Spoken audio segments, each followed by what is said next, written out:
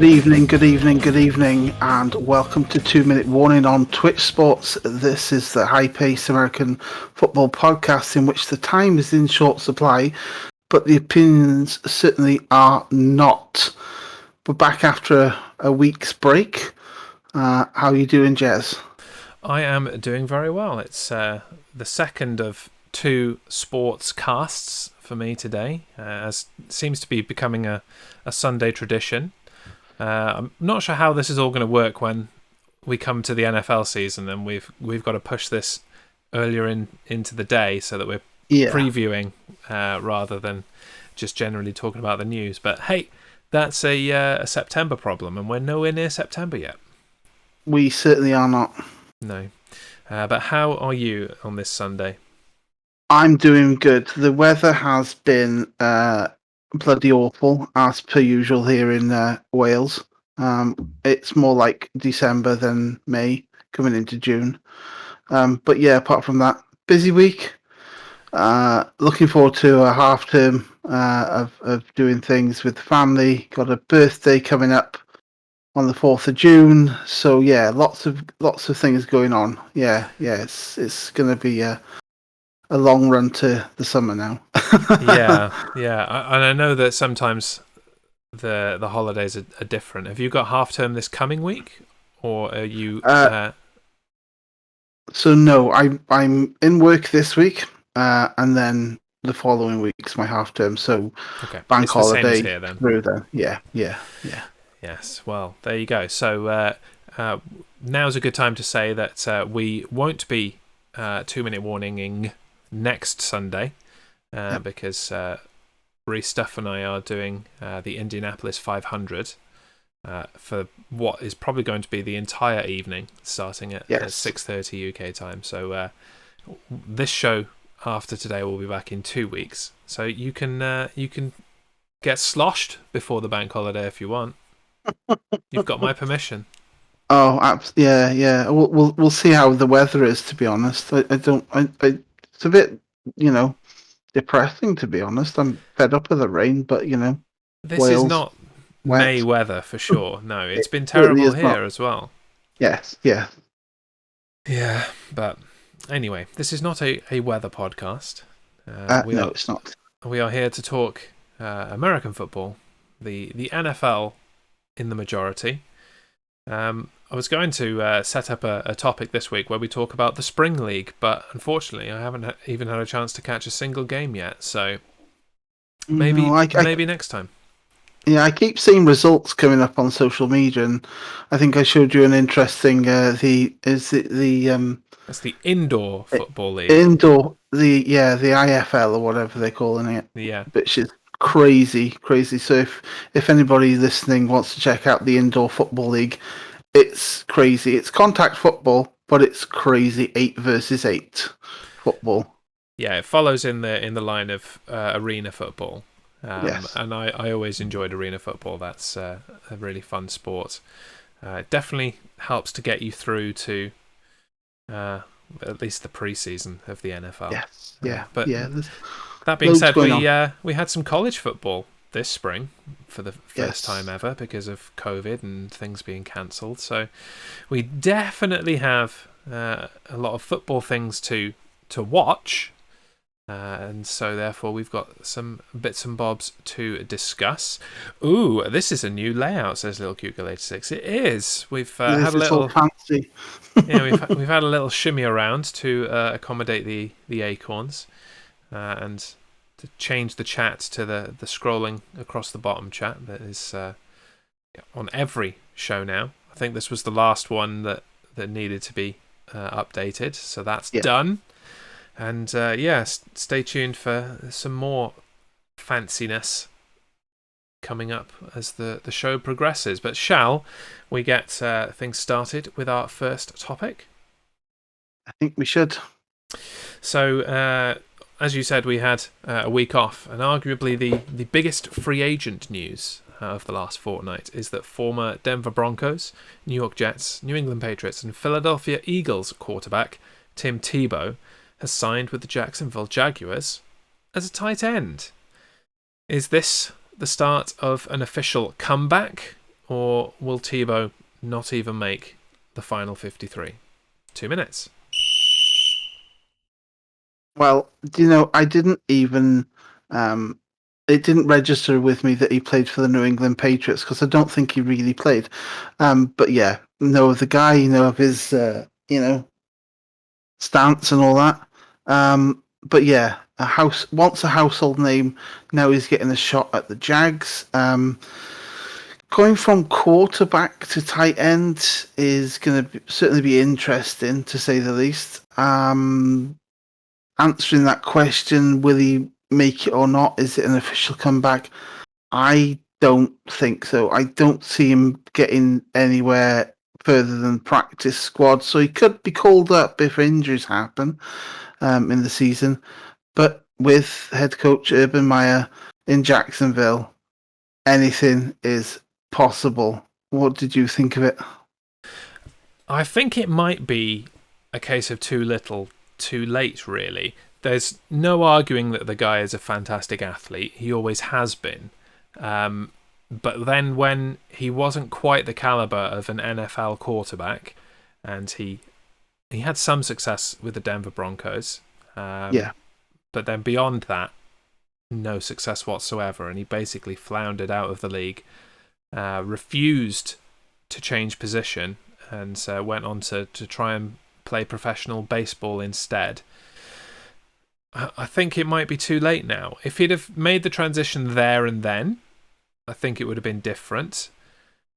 But I'm not sure that he can do it in 2021. I think he's 34 years old now, so which is not old by normal standards, but by NFL standards, it definitely is. If anyone can pull a good performance out of him, though, I think it's Urban Meyer, and he's done it before. Yes, absolutely. An interesting watch to see what happens between now and pre-season. Yes, indeed. And I noticed as I hit the clock, then the thing that I'd neglected to bother dealing with is the fact that the clock couldn't be where it used to be, because that's directly over your face. Yeah, it's just wait. I was going to go. Ooh, fancy layout! I've got a clock on me now. Yeah, so I'll work on that. It can stay down by the logo for now, but I think under there is probably going to be the best place for it. Yeah. Put the clock back.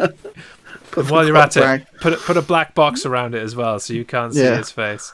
Yeah, I think the clock under me is probably the best bet, but it's not an on the fly thing. It'll do over there for now, underneath the logo, underneath Matt. But we're just gonna have a floaty clock every week. The things that you forget when you're just trying to get things done. Yes. We've had a few new people join us. Welcome to the Perry Show and SOF 2121. Hope you are well. This is an American football podcast. Let me know if you're into the NFL and other miscellaneous American football leagues, because we've got many things to continue talking about. And on that note, shall we move on to our second topic? I think we should, and this involves the NFL in a vote this off-season to relax its restrictions on what number positional players can wear. And in the last few weeks, we've seen a number of popular NFL players switching up their numbers. What do you think of this, and who are some of the notable number switches? Let's put 2 minutes on the clock and get going with this one. So really the changes mostly affect offensive skill positions and defensive backs. No change to quarterbacks. That's always been 1 through 19. That's the same. Running backs and wide receivers used to be able to used to be allowed 11, or wide receivers used to be allowed 11 to 20. Running backs had to be 20 to 49. Now both of them can do 1 to 49 in addition to the other numbers that they already had. Linebackers is the most interesting one for me. They can have 1 through 59 or 90 through 99. I think they've got the biggest choice. And then defensive backs can have 1 through 49. No changes to kickers or punters, though, because screw those guys, right? I think the biggest change for me is going to be Patrick Peterson, now with the Vikings. He's worn 21 his entire NFL career and is now just switching it up to number 7 like it's no thing. And the only other disappointment for me is that Will Fuller, who is actually Will Fuller the 5th, he was 15. He's changed it to 3. Why not 5? Why not have Fuller 5, Joey? What do you think? Yeah. Well, yeah. I mean, it's not going to make a huge impact on shirt sales anyway. People like mixing it up with collecting shirts. Cardinals safety Butter Baker's going from 32 to 3. Bills wide receiver Emmanuel Sanders is going from number 10 to number 1. And Mitch Trubisky's taking the number 10 shirt of the Bills. Rams wide receiver Deshaun Jackson is going also 10 to 1. So, yeah, a couple of shake-up of bigger names is there as well. Yeah, it is going to be weird seeing Deshaun Jackson just wearing 1, if he makes the roster. You know. That's true. Yeah. But he probably, well, I would say he could just carry that number anywhere, but if he got traded somewhere else, there could be another player with number 1. Because it seems to be a popular choice all of a sudden, having a number 1 jersey. It does, yeah. Usually just with quarterbacks, but now all bets are off. Yes. It will be interesting. Moving on. When free agency opened in March, the Philadelphia Eagles quickly signed veteran quarterback Joe Flacco, and they did so very quietly as well. This week, the incumbent starter, Jalen Hurts, said in an interview that he is not above, quotes, QB competition, and he's ready to earn being the Eagles starter. Is there actually a competition to be had here, or is Hurts just doing what he's supposed to be doing and making sure that he's saying all of the right things in public? 2 minutes, here we go. I think in the case of Jalen Hurts, he is certainly playing the safe card and saying everything he should, and has probably been prepped to say these things at press conferences because he's a bigger name quarterback now. Joe Flacco, yeah, fantastic pickup, and a very good mentor to quarterbacks. Has got a lot of experience in the league. I think Jalen Hurts will start, and I don't think there's any question there. And yeah, what a backup to sign. And like you said, it was very quick. It was very quiet. To be honest, I thought Joe Flacco had gone and retired. But hey, what do I know? What do you think? Yeah, I'm with you. I don't think there's going to be a genuine competition there. But that said, if anybody knows what it is like to have to compete for that starting QB job and has probably learned along the way what to say to the media in this situation, it's Jalen Hurts. He's the guy that was benched in the national title game. He was forced to sit behind Tua Tagovailoa for the majority of his remaining years at Alabama there, before moving on to a new team in Oklahoma for his final year, where he played exceptionally well and got himself that second round draft pick for the Eagles. That's not to say that Flacco won't necessarily put up a fight, and he'll definitely provide veteran experience, and a lot of learning will come from him for Jalen Hurts.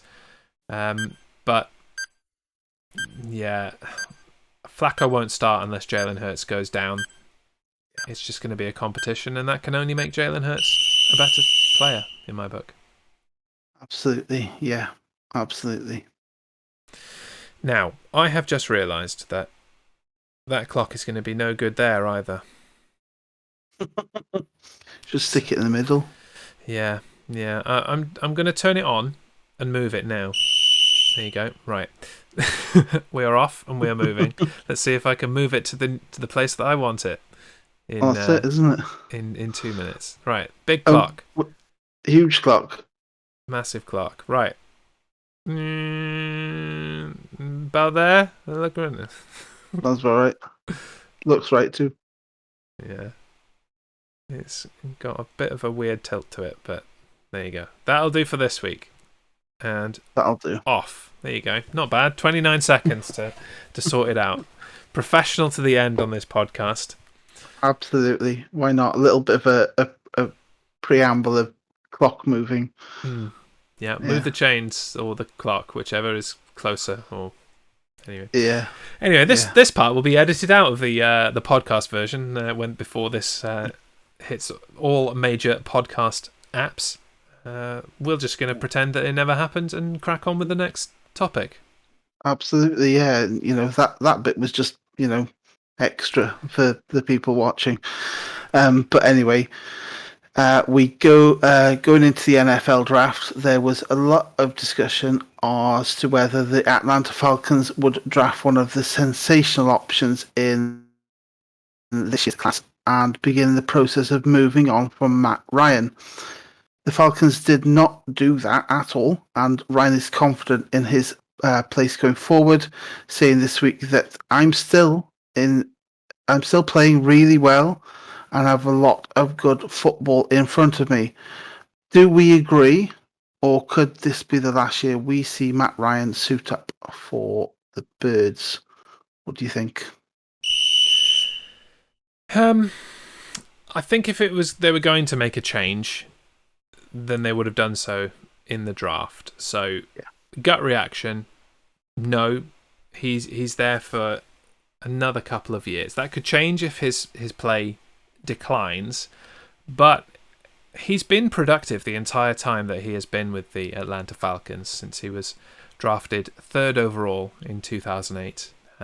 He's been the Associated Press NFL Most Valuable Player, got that in 2016, and as you may appreciate as a fantasy football player, he's always up there in numbers. His yards stats, for lack of a better term, are always massive.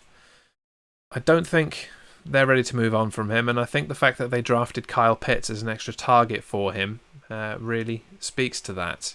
Do you agree? Yeah, I agree in this instance with Matt Ryan. He definitely has a few years left in his ever dependable arm.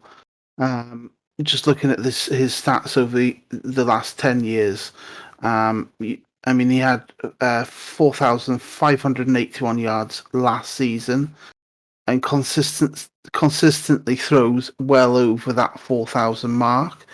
Like I said, in the last 10 years, and occasionally there's been a couple of seasons when he's bordered on that 5,000 passing yards target. He's always confident under center. He's really good in the pocket.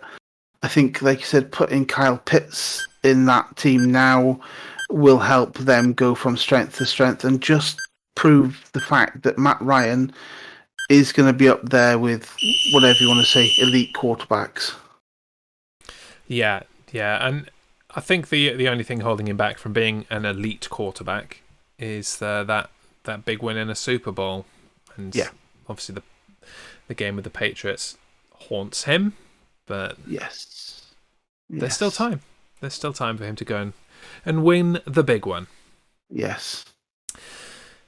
Now, we move on, and we're going to move on to one of the big talking points from the last few weeks, and that is the 2021 schedule release. So let's start our massive breakdown of that discussion with the Week 1 schedule, which I have junk right here. Fancy. A little bit closer to our old layout. Here they are in graphical form, and here are 2 minutes in which we can discuss it. Here we go. So, the first game that we're going to see in the 2021 season is the Cowboys at the Bucks. We often have the reigning champion start the season off. What do you think about the Cowboys being that team that kick things off with them? I'm not surprised, really. I guess they've gone, well, let's just give the Bucks an easy start to the season, to be honest. But yeah, that's my thoughts on it. It's an easy start to a potential cakewalk for the I am Bucks. intrigued to see immediately whether the Dallas Cowboys have improved any. You should expect that Dak Prescott's going to be back for Yeah. that game. So all bets are off as to whether they can be a better team this year. The thing that kind of irks me is immediately right off the bat, I've got the Chicago Bears on Sunday Night Football for Week 1, because I'm sure that's great for Bears fans in the States who get to see their team in prime time, but Jez doesn't stay up until 1:30 in the morning to watch anything, frankly, let alone football. So I'm not happy with that. Your Patriots start off against the Dolphins, which could be an interesting test. Yeah. Remains to be seen who's under centre there at that point. What do you think is the game that you're most looking forward to in this first week? I'd like to see how the Bills do, whether or not they can continue their role of what they started to do last year. I know they fell short, but yeah, Bills Steelers could be a very interesting early Week 1 game for me as a neutral. Yeah, absolutely, and I'm going to need a game to watch in that 1 p.m. Eastern slot, 6 p.m. here. That could be that one. It could possibly be that one. Bazinga Ludlam, welcome. Poor Jared Goff. Thought he'd gotten away with us from the Niners, but he's going to get pulverised by us in Week 1. Yes, indeed. 49ers travel to Detroit. Yes. Early game. Yeah. Yeah, I mean, I expect that will be the game that will be available to me in the Chicago market. So maybe I'll watch Jared Goff get put into the ground several times. I do tend to enjoy watching that historically. Wow. Yeah. It's kind of a thing that you usually get to see, at least twice a year. What, the Lions being put in the ground? Yeah, absolutely. Moving on then. We do move on, and the schedule release was even bigger news for us here in the UK this year, as the NFL waited to announce the London games at the same time as the rest of the schedule. This year we're getting the Jets at Falcons and Dolphins at Jags. Obviously the Jags are the UK team, both at Tottenham Hotspur Stadium. We got 10th and 17th of October respectively. What do we think of our games? I'm not sure that the Jags are still like the UK team. I think that might have expired. I was pretty sure that was a deal with Wembley rather than just as the UK's team. I could be wrong. I don't care enough for the Jags to really focus on that too much. The thing that I like about these two games, and some people are not happy here that these are the games. You got several teams that had losing records last year. Only the Dolphins really came close to any kind of decent season. But you're getting the top 2 picks in the draft, and you're getting 2 rookie QBs, both of whom are going to be starting day 1. So by the time we reach what are we at, weeks 5, 6, 7, somewhere around that mark, hopefully they will be in the groove if they were ever going to get in the groove. So seeing rookie QBs in Totty House is A-OK by me. What did you think of the announcement? Yeah, I mean, we were all excited to see who would be coming over. Obviously, they've said every team will play over here now. So, my Patriots will come back. The Bears will come back because they've been to London, right? Twice. So we're going to get to see every team over the next however many years, which is only good for the UK market. Jets Falcons, it's going to be an interesting game. It's going to be, you've got Zach Wilson at the Jets. He's going to probably be under centre for sure. Dolphins at Jags. This UK favourite team tag may have expired, but yeah, that could be another good game with Trevor Lawrence there for the Jags. Yeah, absolutely. Yeah. It's just going to be good to have NFL back in the UK. Really, I Yeah. couldn't care who it was, and I'm just glad it's not the Packers. Well, those are my hot takes. For me, I could have said, why are the Jets coming over? But yeah, we all know my feelings on the Jets. We do indeed, yes. And if you don't, I'm sure they'll come up again in the second half of the show. But as of right now, we're heading to our commercial break. Stay tuned. We'll continue with the schedule talk, and we're going to really go into some hot takes later on with who's got the best and worst deals with the schedule. And I've got a very interesting start bench cut for you this week. So stay tuned. We'll be back in 2.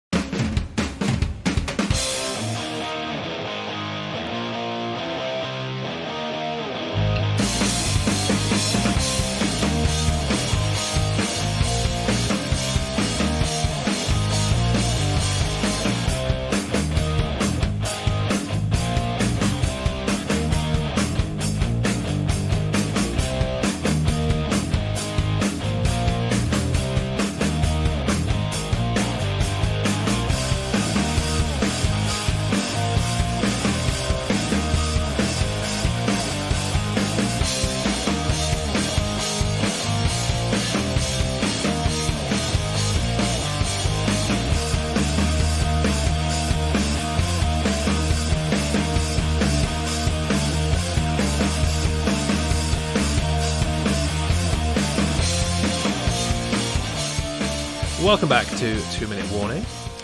We've undergone some lighting changes over on this side of the screen. Matt's decided he wasn't quite green enough, and so has been playing around with the app on his phone during the commercial break. Hope you all appreciated it. We'll leave that there, shall we? And move on to our next topic. So we're now going to look more closely at the primetime schedules. Thursday Night Football, Sunday Night Football, Monday Night Football. So let's get kicked off with the Thursday night schedule. That's the right one. Good, thank God for that. And I'll let you kick us off with our first 2 minutes of the second half. Yeah, so as you can see on the graphic, we start off with Washington and the Giants. That's going to be an interesting game over in Washington, and that is classed as week 2. I think that could be a good game for both teams to show off progression and to see what they've done in the off season, in the pre-season as well. There's a pretty interesting game there in the schedule where we can see that the Buccaneers go to the Eagles. Interesting there. And my Patriots have got the Atlanta Falcons and they're at the Falcons. Yeah. Anything that sticks out for you? I'm not a fan of Thursday night football as a concept at all. It's just another game that I don't get to watch live because it's on too late. So it pleases me that the Bears are not on this slate of games at all. And as I look across most of these games, I think pretty much all of them are passable for me. Week 3 might be interesting with the Panthers and the Texans, purely because both teams are currently not very good, but expect to at least begin some kind of comeback and be on the rise. I'm not as excited by the Bucks at the Eagles as you are. I think that'll be a walkover for the Bucks. It seems strange to me that you start week 2 with a divisional game. And aside from just glancing over it, aside from week 5, I'm not seeing much else divisional. So there's no real stakes in any of these games. It's kind of like, here's the extra game in this 17 game season on Thursday night. I'm not a fan of it personally. No, like you said, I don't stay up for Thursday night football anyway. So when it comes around to week 11 with the Patriots, I'm going to be fast asleep. So yeah. No, I don't even watch Thursday night football the next day unless it's the Bears. Yeah, I'll watch Sunday night and Monday night football the next day, but Thursday night football just doesn't have the same luster for me. No.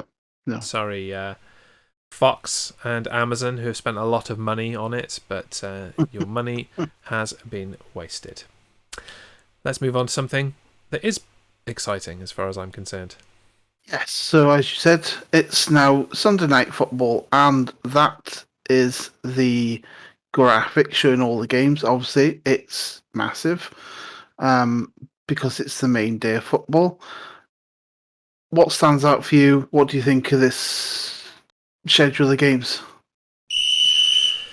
You see a lot more action here.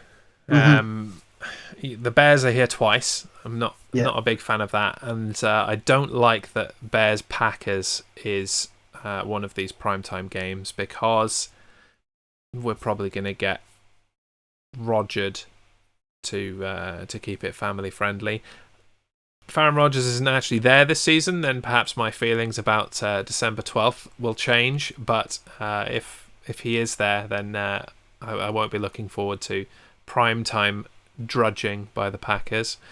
Other games that stand out for me, I think the Bills and Chiefs game in week 5 should be a really good one. The Bills and the Saints. That's not actually a Sunday game. That's a Thanksgiving game. We'll get to those shortly. That should be a good one. And if it wasn't for the fact that I don't believe in the Saints this year, then Saints Bucks in week 15 would probably have been a good one as well. Any excitement there for you? Tom Brady coming back to New England in week 4. That could be a good matchup. I missed that one. That's going to be interesting, as well as Rob Gronkowski as well, if he's fit and playing. Tom Brady's definitely going to be there. Just the pick of the schedule. I see San Francisco beating Green Bay if Rodgers isn't there. That's going to be developing over the next couple of months to see what happens with Rodgers, because that's gone quiet. Green Bay are pretty unfortunate because they've got 3. They've got San Francisco, Bears, and the Vikings all on favoritism. Sorry, I should probably do a COVID test. I've got this awful cough going on. Definitely. Yeah. At least it's not Patriots favoritism anymore. The league is soured on the Patriots. We've just got to make the Packers fall out of favour now, and they'll be a happy Jazz. Yeah, it's one game on a Sunday night football, which is, Yeah,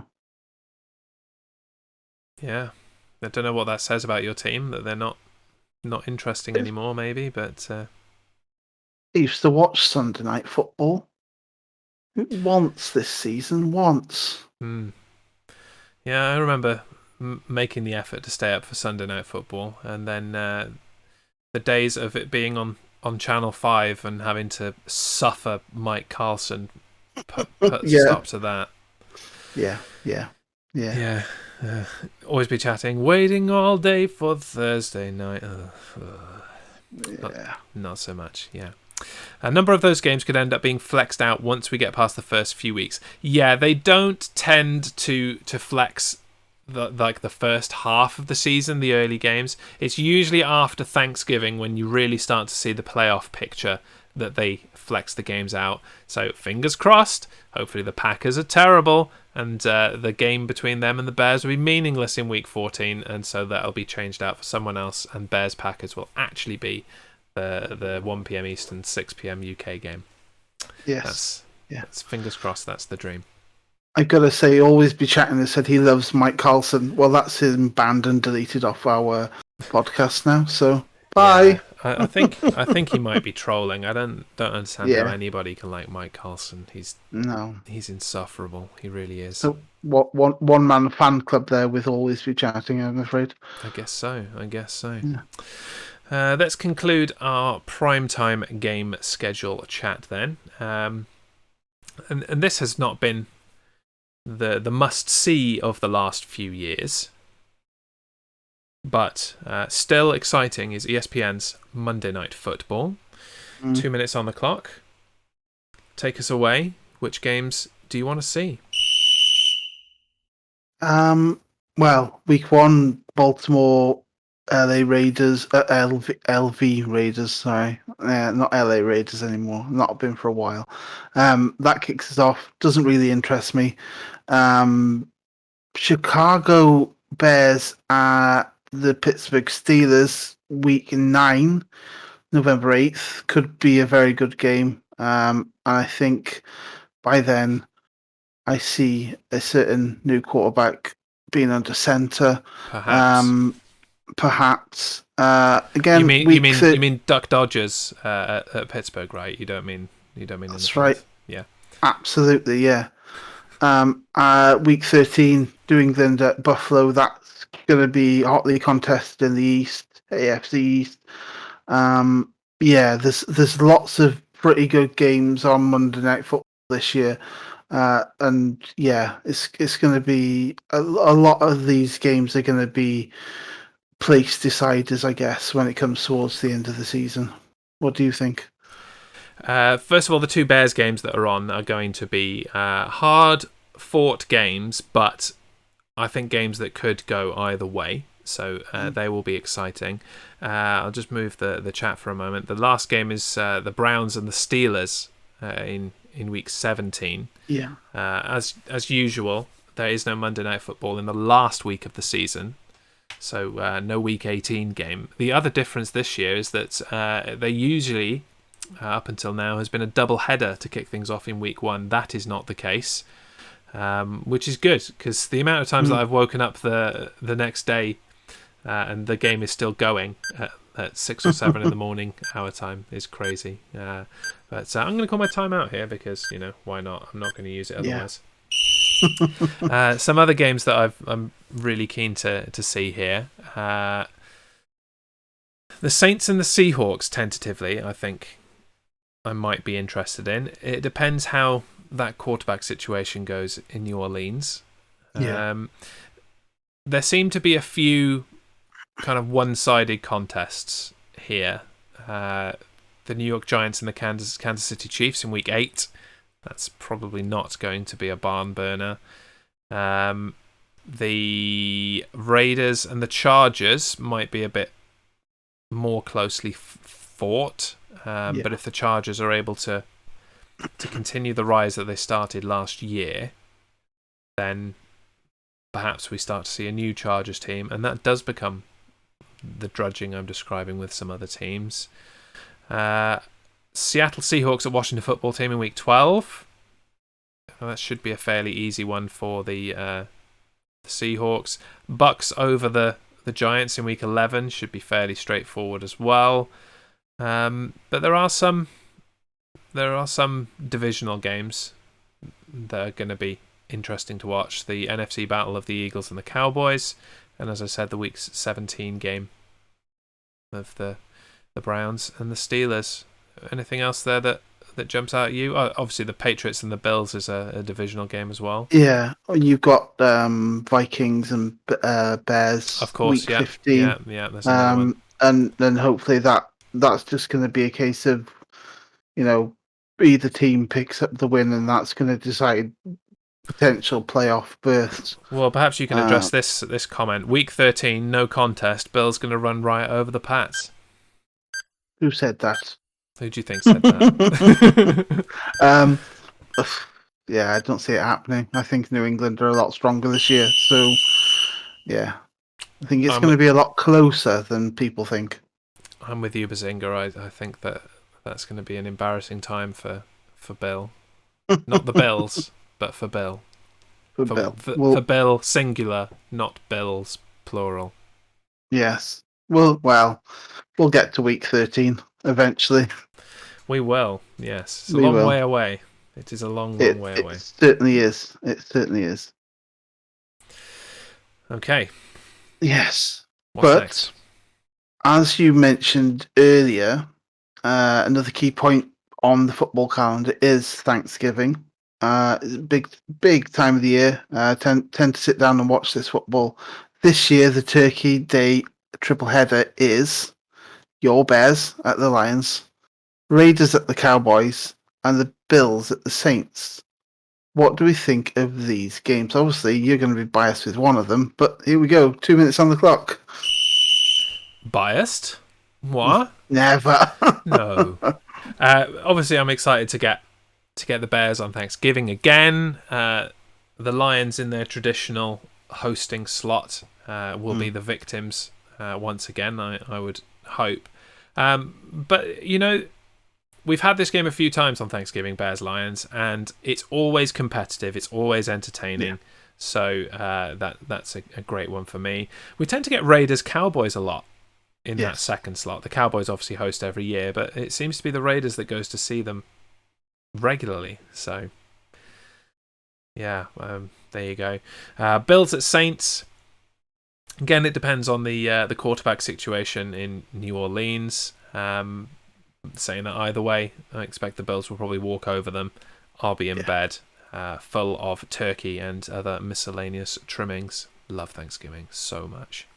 What about you? You're gonna have a hat on at that point, right? Yeah, I got it somewhere. It was in my window earlier. My daughter was running around with it on her head, saying "It's Turkey Day, it's Turkey Day." I was just like, "No, it's not Turkey Day." But yes, I will have a hat on by then. But yeah, I did watch. I think Bears and Lions played last season, didn't they? I think so. Yeah. Yeah, I remember watching that, and I remember enjoying that whilst eating and drinking.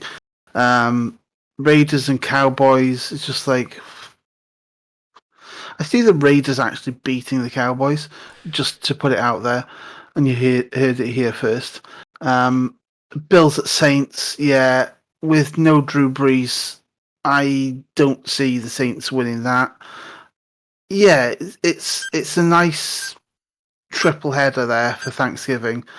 But like you said, by the time the Bills and Saints come round, full belly, bedtime.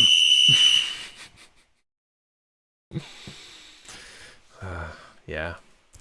We're going to be disappointed at how much of the season will have evaporated by the time Thanksgiving comes around, I think. Yeah. It seems like a long time away, but we'll be there before we know it. Be on the road to Christmas. Yeah. Well, concluding the main schedule talk before we really start to break it down. The other important consideration of the NFL schedule are bye weeks. And in a 17-game season, where your bye weeks come could be the difference between making a run to the playoffs or fizzling out in the final weeks. So let's get into that. Bye weeks. Woo! Yeah, so first bye week for this year is week 6. So Falcons, Saints, Jets, and the 49ers are the first lot up. And then the next big one that comes out of that is week 7. There's quite a lot of teams off that week on bye week with Bills, Cowboys, Jags, Chargers, Vikings, and Steelers. Yes, week 7 is actually the most bye heavy week. 6 teams is the most. And then it just kind of just filters down. Week 8 isn't that busy, is it? No. But we're going all the way through to week 14 this year. Yeah. Week 14 is hella late for a bye week, as far as I'm concerned. I would really expect some of these week 13, 14 teams to be really struggling by that point, without having that massive break. Carolina, Cleveland, Green Bay, Tennessee in week 13, Indianapolis, Miami, New England, and Philadelphia in week 14. I don't envy them at all. That's going to be a real kind of drudge through. Miami have got a particularly brutal stretch out of all of those. They're bye in week 14.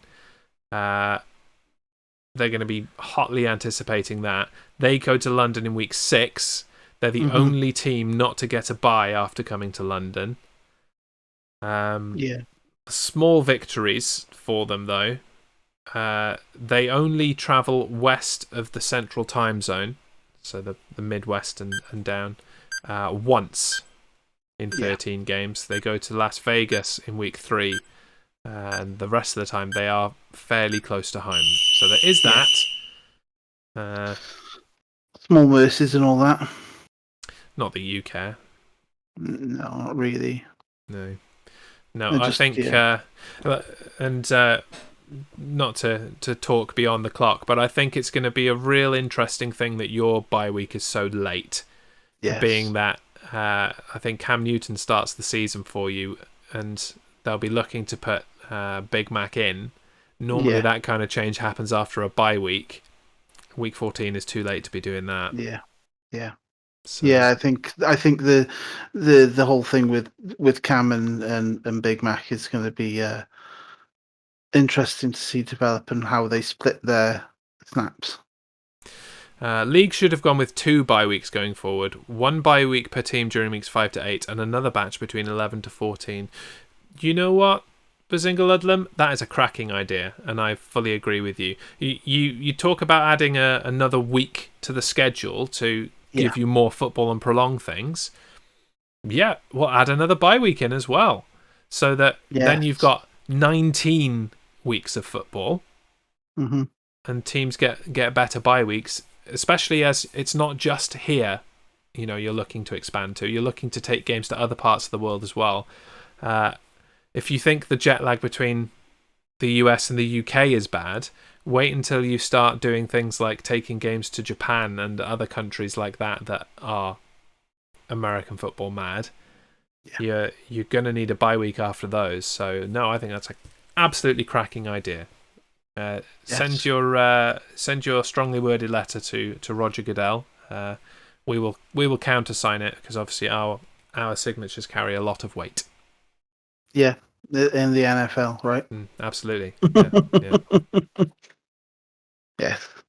But yeah, a very interesting concept there, Bazinga London. I think it's something that they've got to think about if, like we said, they're adding an extra week on. However, once the dust has settled on the schedule release, the media scramble to determine who has the hardest schedule. What did we think when these stats came out? 2 minutes on the clock. Let's go. So the media have done their lists just based on the statistics. Statistically, the Steelers have got the hardest schedule, with a combined win percentage of their opponents of 0.574. But as far as I'm concerned, they deserve that after the easy schedule that they had last year. It balances out. Screw them. I may be biased, but I think the Bears have been screwed here. Opponents with a combined percentage of .550. We play a very strong AFC North, an up-and-coming NFC West, and we've got the usual trials and tribulations of the NFC North. Worst of all, we're forced to play this schedule with Andy Dalton under centre. It's diabolical. So we're not going to win anything like that, are we? What an atrocious schedule. Yeah, and certainly the stats don't lie. And yes, they get released every year, and some teams just disprove these stats. At least the Steelers haven't been given the cakewalk again. Not that it helped them last year in the end anyway, because they ended up mucking it all up at the end of the season after going, I think it was 11-0, wasn't it? Something like that. Yeah, it was either 10 or 11, yeah. Yeah. My prediction for how the Bears are going to go is 0-4. And then they're going to just eat Dalton out of the building. And yes, you heard it here first. Justin Fields will be under centre by week 5. Yeah, stats are hard to disprove when they come out from different press places, but there's going to be a lot of teams that are going to go sod the stats and go ahead and disprove them anyway. So, hey, we'll see. Yeah, I mean, I suppose you can't put too much stock in this strength of schedule thing. It doesn't tend to play out exactly like that. We don't play the game on paper. You do actually go out and play the game on a field and try to win your games, regardless of how difficult the odds are for you. But yeah, it's interesting to discuss. And on that note, yes, so we do go from the hardest to the easiest. So who's got away with it a little in 2021? Who has the easiest schedule? What do you think?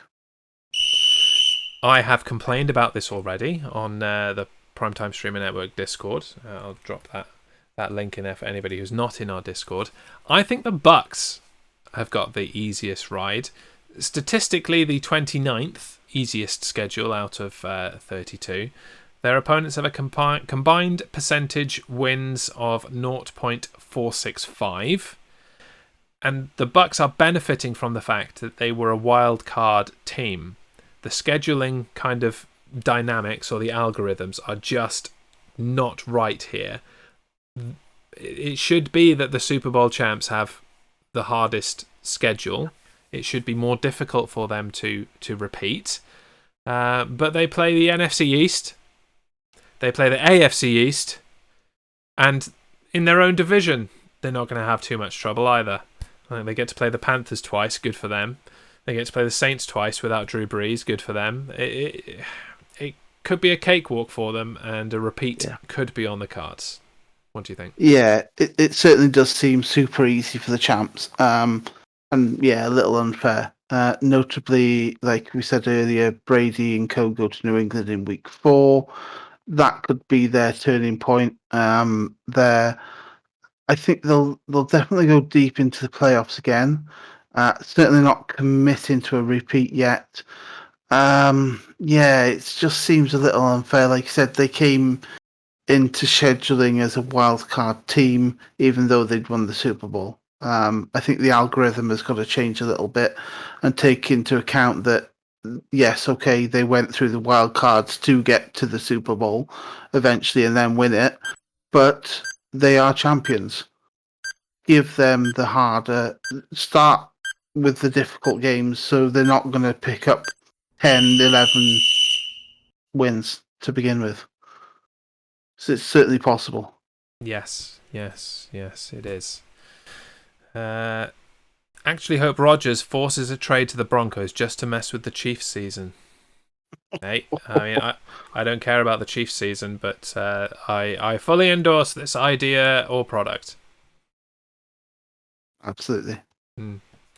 Now, we're going to move on to an untimed section because I think it's important we spend enough time really getting these out there. right now, in this place we are in the off season, before we even got to the preseason, we're going to take the wins from last season, the win-loss records from last season, and declare whether we think that team will be higher or lower in 2021 based on this schedule release. Things are different this year. Obviously, we've got 17 games rather than 16. So to balance it out as best as I could have done based on their record, I've added a win or a loss to last year's schedule to make it as if they had played 17 games. If you were, outrageously winning with a high win-loss record, you get an extra win. If you were terrible, like Jets, you get an extra loss. It's not, wholly accurate. There's been no maths to it. It's just the best I can do. But there we are. And we'll revisit this probably come the end of the preseason, or at least deep into the preseason, to see if we change our mind. So first up, the Seattle Seahawks, who last year were 13-4.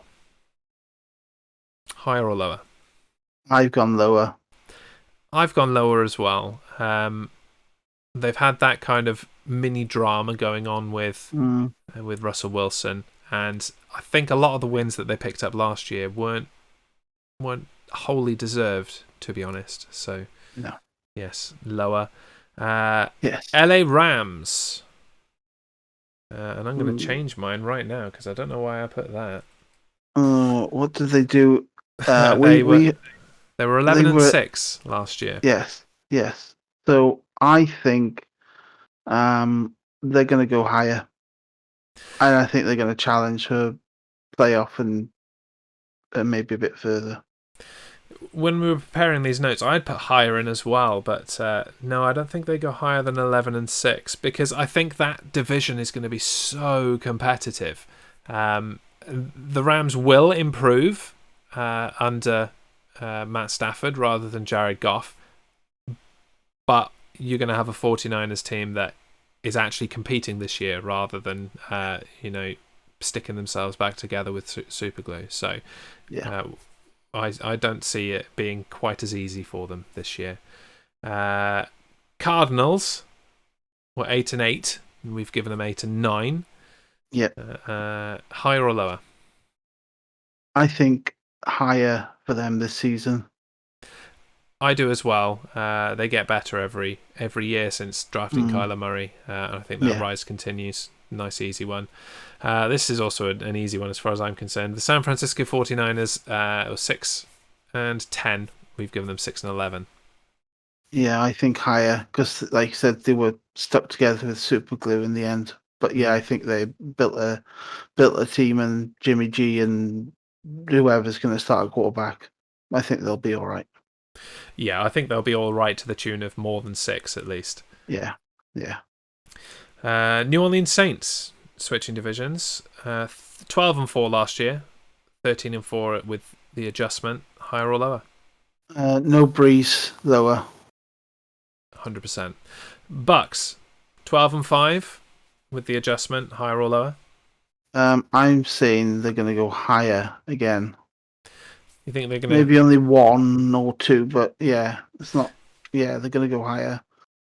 Despite what I said about the strength of their schedule, I think they're going lower this year. Not necessarily by much. Maybe they're 10-7, but I think overconfidence may come into play, and there will be a Brady tantrum pram toy throwing thing that he's so famous for at some point. It could be, yeah. He's not done it yet in Tampa Bay. Well, he was close. Carolina Panthers, 5-11, 5-12 with adjustment. Higher or lower? I'm being really harsh and I'm saying lower. Why is that?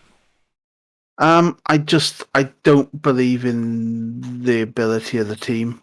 I just don't think they got it there, and I think they're gonna have to, to improve. They're gonna have to really stock up in next year's draft. So to go first overall would be beneficial for them next year. Darnold under centre and Christian McCaffrey back, they go higher. It's not difficult to go higher than 5, especially in that division where you're going to have potential walkover games over the Falcons and the Saints.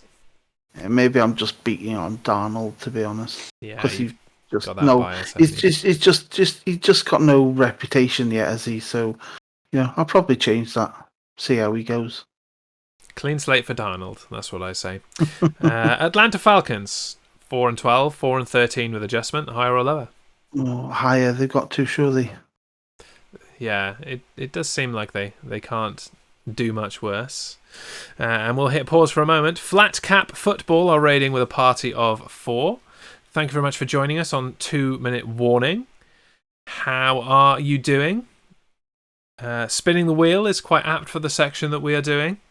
Yes. We are going higher or lower with the NFL schedule from last year, with the schedule as it stands now. What have you been watching / talking about Flat Cap Football? I assume, based on your logo, that you're talking British football, soccer, kicky ball, round ball, etc. Thank you for the follow. Thank you for the follow. Oos for life. British.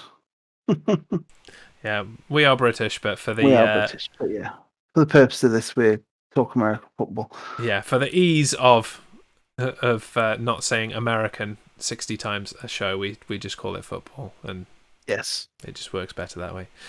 Weirdly enough, we've been doing some rugby league. Interesting. I do like a bit of rugby league casually. I'm definitely going to drop you a follow, and I'll join you for some rugby league for sure. That sounds good.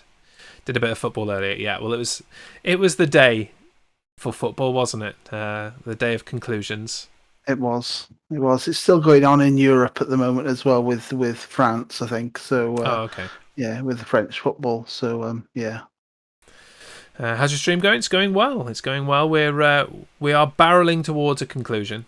We've got a few more topics left to discuss today, so I hope you have got a nice beverage there. Sit back and enjoy some NFL talk.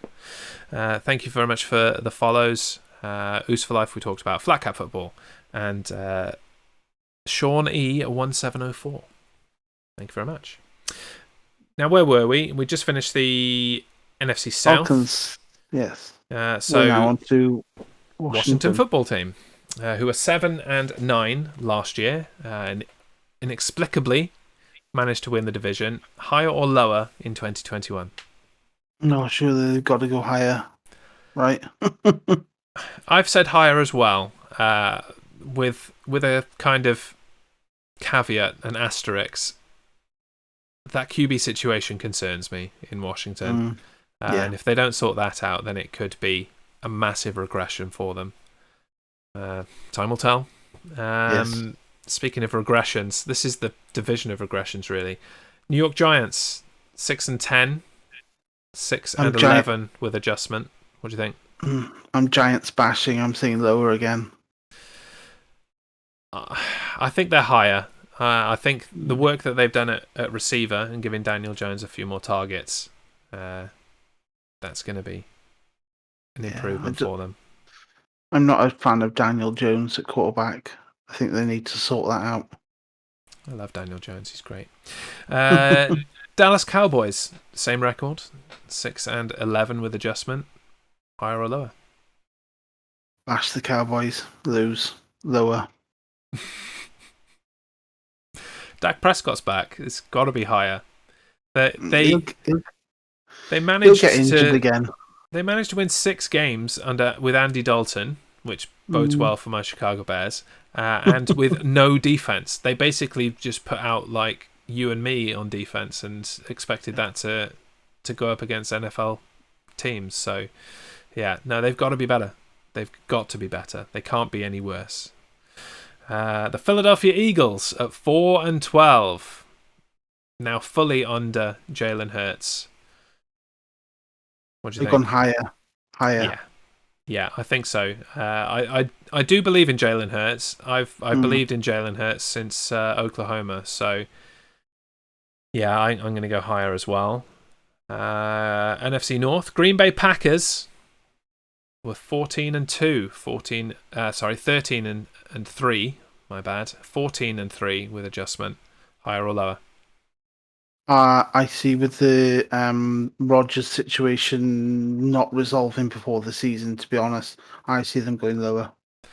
Even if it's resolved, I think Aaron Rodgers is still going to be throwing toys out of his pram and not throwing touchdowns out of spite. So, yeah, I'm going lower as well. And I dream of a Packers washout season. I really, really do. My beloved Chicago Bears. 8-8 last season. 9-8 with adjustment for the extra game. Higher or lower? Like I said earlier, I think by week 5 they're going to be putting in Justin Fields, so I think they're going to go higher. I am a pessimistic Bears fan, so I've gone with lower because I think that the staff in Chicago aren't going to make that change in the appropriate timing that you suggest. I think we're going to keep Dalton losing games for a lot longer than week 4. And so I think that really hurts the record, really hurts our chance of making the playoffs, and so lower for me in 2021. Minnesota Vikings were 7-9, 7-10 with adjustment. Higher or lower? Higher. Yeah, higher for me as well. Mm. I think last year was an anomaly. I think they are a much better team than they presented last year. So 2 of those wins will be against the Bears that they didn't get last year. So there you go. Detroit Lions 5-12. Higher or lower? I've said higher. I've tentatively said higher as well. And what I will say is higher, but that will have nothing to do with Jared Goff. It will be in spite of Jared Goff. Yeah. Moving AFC. Now, Tennessee Titans 12-5. Higher or lower? I've said lower. I don't think they're going to get anywhere near 12. No, I don't either. And much like I said, the Vikings that was kind of an anomaly season. I think for the Titans, this was a bit of an anomaly season. They're good, but they're not, elite in that kind of 12-4 realm that they were last year. Or 11-5, sorry, they were last year. No, I don't think they can match that, so it's lower for me as well. Colts 12-5. I've said lower because I think again there's a bit of an anomaly for the Colts to win so many. I fully agree. I think the Colts really kind of reached beyond their coverage last year, and I don't think Carson Wentz is going to be as bad as he was for the Eagles last year, but I think there's still going to be a learning curve and an adjustment and a bit of rebuilding to happen, so I'm going lower too. Houston Texans 4-13. Well, they've had a lot of problems in the off-season. I can see them tanking, so I'm going to say lower. I think they're going to go... Pardon me, voice is going. I think they're going to go higher, just purely because they were 4-12 last year, and it's pretty difficult to lose that much, as daft as that sounds. Even without Deshaun Watson, I think they can manage 5 wins to go higher. So higher is my call. The Jacksonville Jaguars 1-15. Obviously, I've given them the extra loss to adjust for the extra game this season. 1-16 is the adjustment. Higher or lower? Surely they've got to go higher with Trevor Lawrence under centre. Yeah, surely. If this were play your cards right, this is like drawing the ace. You've got to go higher. They can't go lower. It's impossible for them to go lower. They can match, but they can't go lower. So yeah, higher is the no-brainer there. Yes. Onto your division, the Buffalo Bills. First of all, were 13-3 last year. 14-3 with the adjustment. Higher or lower? I've said lower for them. I have said lower as well. Not that I think the Bills are going to be any worse a team. I just think that division is going to be more competitive and wins are going to be harder to come by. So lower, not by much, but lower. Miami Dolphins 11-6. Lower, I said as well for these. I've said lower as well for the exact same reason. There's too much competition Yes, in that division. 7 and 10 for the New England Patriots. Higher or lower? Higher. I think they're going to win more than 50% of the games. Higher, but not by much. I at least think you break even. Not that is a possible thing anymore with 17 games. Gone are the days of 500 seasons. 500 seasons, yeah. Yeah, it's not a thing. But No. I think 8 or 9 wins is probably reasonable. 8 is a losing season though. That's the funny thing. It is, yeah. It's gonna be a thing. And Nova Charter came in at the right time and said higher. Wow. Yeah, Nova woke up. He came straight in, yeeted his wife's acorn, and is like, higher, damn it! The line must be drawn here, this high, then higher. Yes. New York Jets, 2 and 14, 2 and 15 with the extra loss for the extra game of the season. Higher or lower? Well, Zach Wilson under centre, higher. Yeah, in much the same vein as the Jags. The safe bet is higher, isn't it? So higher it is. Yeah. I'm not a Jets believer by any stretch of the imagination, but even they would be hard pressed to do worse than last year. Pittsburgh Steelers, 13 and 4, 12 and 4 last year. So the extra game going there. Higher or lower? I see them going lower. I think they're going to struggle.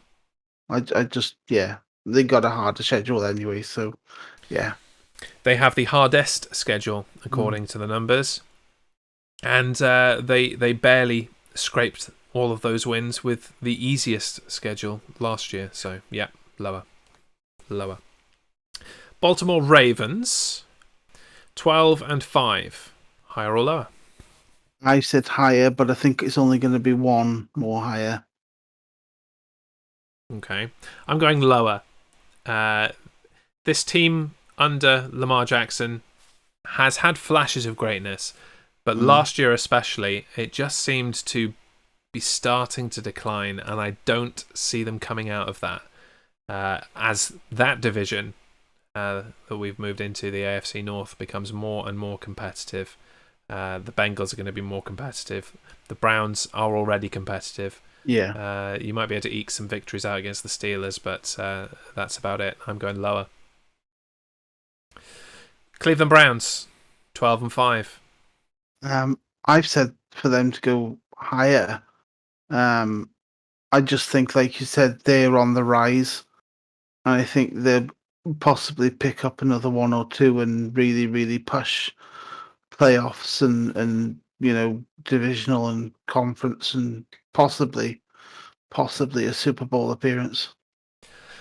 I've gone lower for the same reason. Well, not the same reason as the Ravens. I don't think they're in decline. I definitely think they are at least going to maintain that momentum from last year.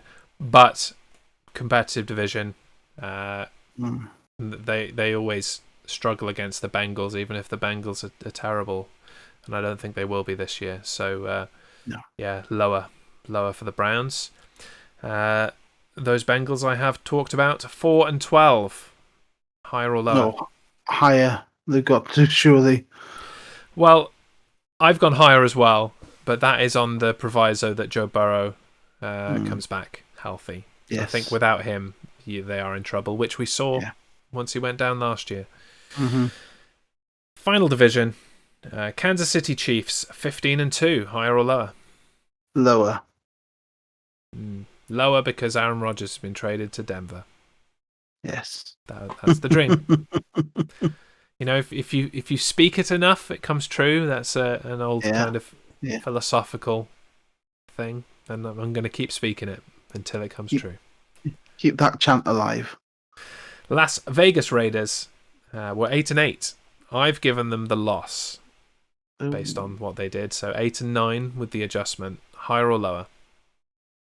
I think with fans back in the stadium, the kind of like whatever you want to call it, the 12th man. Yeah, I think higher. Raiders going to Raider. Lower. That draft made no sense. And if they can't make the right decisions in the draft, they're not going to make the right decisions in games. So lower. Yeah. LA Chargers 7-10.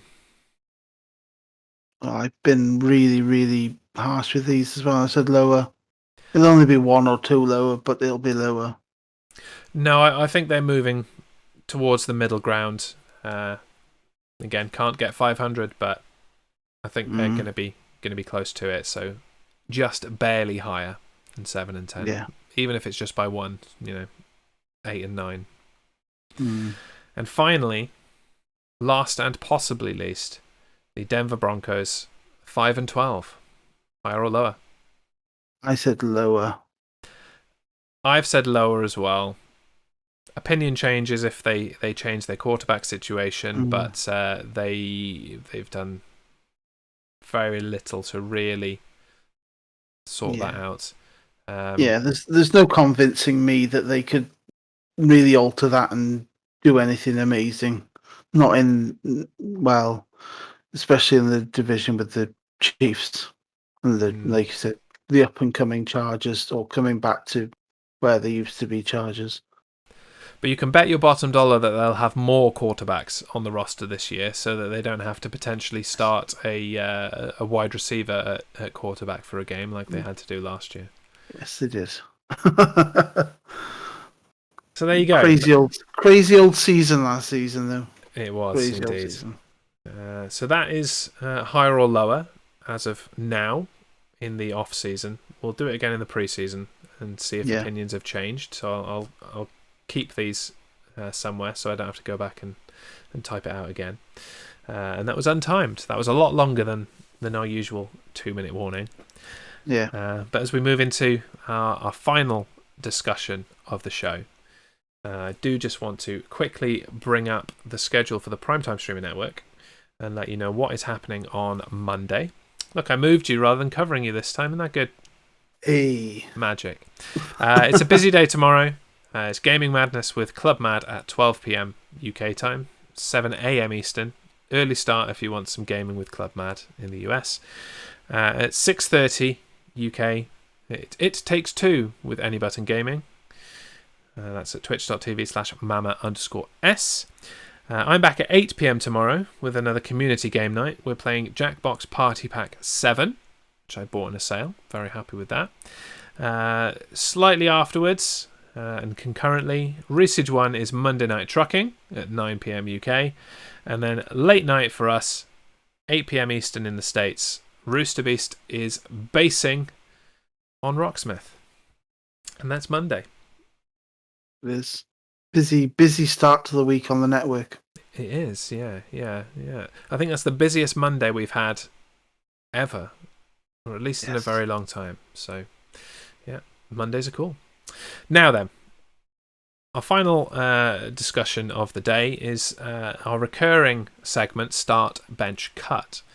And I wanted to find something a little bit different this time. We've done a lot about the draft because that's where we've just come from.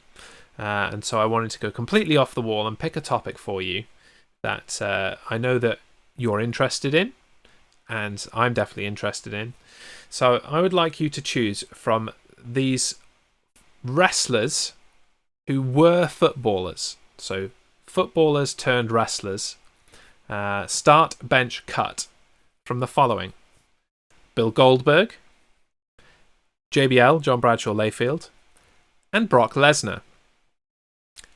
Who of those would you start, bench, and cut? The 2 minutes is all yours. So, yeah, obviously, two worlds of mine and yourselves colliding here. And I only knew that 2 of them out of the 3 had an NFL career, or to some extent had an NFL career. So, Bill Goldberg signed in I think it was like 1991 draft, something like that. And he went to the Atlanta Falcons. Was with them for 14 games over 3 seasons. And only had 1 start. In that time, he had 11 tackles because he was a defensive tackle or nose guard. That was his dual position. Yeah, that was his NFL career. JBL went to the LA Raiders and released. He was released before the 1990 season even got started, so he has no stats in the league. Good wrestler, terrible footballer. Brock Lesnar. Now, Brock Lesnar is, for those who don't know him from either wrestling or UFC, he's a beast of a man. He went to the Minnesota Vikings. He's a Minnesota native himself. And again, absolutely no stats available on the NFL stats sites. I wasn't going to make this easy for you, Matt. Let's be honest. No. Lots of clips of him playing football, but nothing significant. So I'm going to go with, well, stats don't lie. I'm going to go Goldberg would start for me. Lesnar would be benched because I probably wouldn't even bench him. I'd probably brick it, seeing him coming down a dark alley. And JBL, well, he got cut, so he's cut. Fair enough. Yeah. I mean, I personally would have looked at their college stats and used that as a bit of a basis. But it's not my game this week. You can try and find me suitably difficult next week if you like. I say next week. Yeah, next show in a fortnight. I'm going to do like NASCAR drivers that turn wrestlers that turn footballers or something obscure. Well, good luck with that. You're going to be doing more research to find that than anything else, I think. But hey, man, you do you. You could have come up with Dwayne "The Rock" Johnson. He played football. Didn't play in the NFL though. He didn't. He played in the CFL, Canadian Football League, and was quite successful. And then the rest is history. I'm pretty sure The Rock was on that infamous University of Miami, the U team with Ray Lewis and maybe even Michael Irvin and various other people. Did Michael Irvin go to the U? I'm pretty sure he went to the U. I don't know. It was a long time ago, and I wasn't really paying attention. A very long time ago. It must have been in the late 70s. No. Early 80s. Maybe early 80s. Late 80s. Maybe late 80s. Yeah, late 80s. How old are these people now? Well, to discuss that, we'd have to also concede that we are old too. So yes, we certainly are. So let's not do that. Let's move swiftly on to the end of the show. That is our lot for today. Thank you very much for joining us. Thank you for the raid, Flat Cap Football. Thank you for the follows from everyone that came in with him. We'll be back in a fortnight for 2 Minute Warning.